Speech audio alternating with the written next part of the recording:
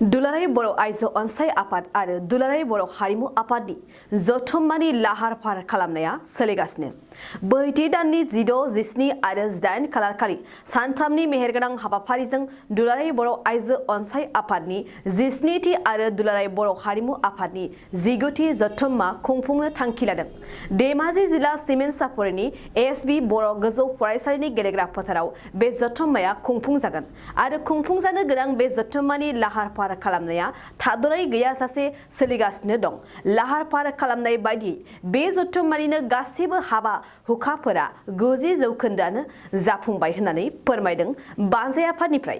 बेजों लोगोसेयैनो खुंफुंजानो गोनां बे जथुम्मायाव फ्रायै 4000सो थान्दैफोरा बाहागो लागोनखौबो मिथिहोदों बानजाय आफादनि आफादगिरि ललित चन्द्र बर'आ।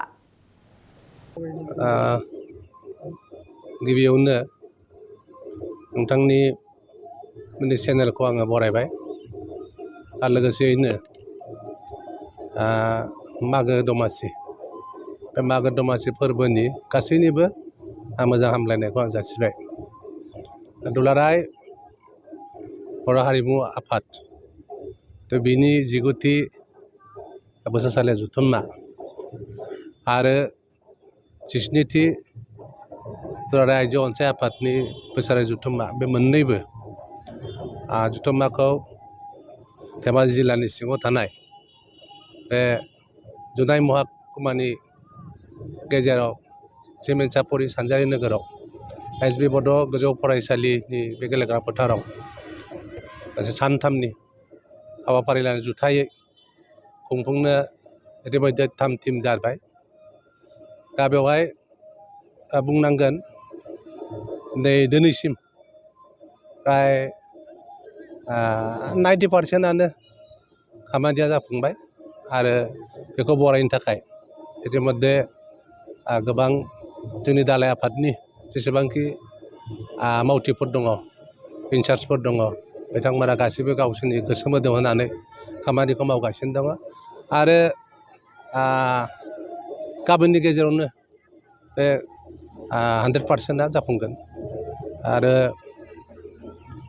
बे बोसोरसालि जथुम्मायाव हारिमु मोसाखावरिफोर प्राय 200सो मोसाखावरिफोरा प्राय 15 दिननि सिगांनिफ्रायनो ट्रेनिं लागासिनो दङ मोसानायनि आरो खोब मोजां जादों आरो बेखौ बिथांमोना मोजाङै पारफरमेन्स खालामनो हागोनखौ आं मिजिंथिदों। बे जथुम्मायाव गासै बेसेबां दुलाराय हारिमु आफाद आरो आइजो अनसाय आफादनि बुंनाय बायदियै बा हरनाय बायदियै प्राय मोननैजों जुथायै 4000सो डेलिगेट्स प्लास अबजार्भारफोरा बाहागो लाफैगोन आरो जों मोनथिनो बाहागो लाफैगोन। बेवहाय आसलते बुंनो थाङोब्ला बे आफादा गावबा गावनो एक्सट्रा खुंनो गोनांमोन, खिन्थु जोङो बे सानजारि नोगोराव खुंफुंनाय लानायनि सिगांनो जों बुंखादों जे जोङो मोननैखौ जों खुंनो हाया, बेखायनो जुथाइ खुंनायाव जों मोननै गेवलां आफादखौ बेवहाय होनो थाखाय बिथांमोनजों सावरायनानै होनाय जादों। बेवहाय आइजो अनसाय आफादनिया गिबिसिन जागोन खालि आपना 17 खालि। दा बेवहाय जोंनि BKWACनि मानगोनां सिबा गाय आलासि हिसाबै बाहागो लागोन आरो बिदिनो आगुनि प्रमेलारि ब्रह्म बिथाङा गिबि फाउन्डार माने अल ट्राइबेल वुमेन वेलफेयार फेडारेसननिनो आफादगिरिमोन आरो बिदिनो कमिला बसुमतारी बिथाङाबो आगुनिनो फाउन्डार नेहाथारिमोन। दा बिथांमोना बेवहाय बाहागो लानो थाखाय अलरेडि कनसेन्टेड बिथांमोना नुजाफैगोन होननानै दिनैसिम बेखौ आइजो आफादनिफ्राय जों खबरखौ मोननाय जादों। हारिमु आफादाव गेवलां बे मेलाव जोंनिनो मानगोनां चिफ मिनिस्टार बिथां डक्टर हिमन्त बिश्व शर्माया फैनायनि मोनसे आसा होदों आरो बेनि अनगायैबो जोंनि education minister doctor Ramesh Pegu बिथाङाबो फैनायनि थाखाय अलरेडि कनसेन्ट होदों आरो बिदिनो MP थागोन, MLA थागोन, BKWACनि चिफ बिथां मिनिस्टार बसुमतारी आरो BTRनि चिफ बिथाङाबो बेवहाय नुजाफैनो थाखाय अलरेडि कनसेन्ट होदों। बेनि अनगायैबो MLA आरो बिटिआरनि बिथां EM GM आरो बारग' EM GM बिटिआरनि लोगोसेयैनो बिटिसिनि गासै मावफुं सोद्रोमा बिथांमोना बाहागो लागोन आरो लोगोसे जेसेबांखि गागि आगुनि दैदेनगिरिफोर दं बिथांमोनाबो अलरेडि कनसेन्ट होदों फैनो थाखाय।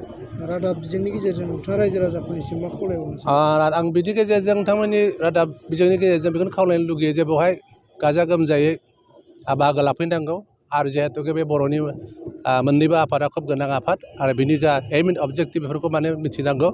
दा बेखायनो आं खावलायो जे बे ओनसोलनि जेसेबांखि गामियाव थागिरिफोर दङ बिथांमोना जाहाथे लैहोर लैहोर फैना बाहागो लाया आं बेखौ खावलायो।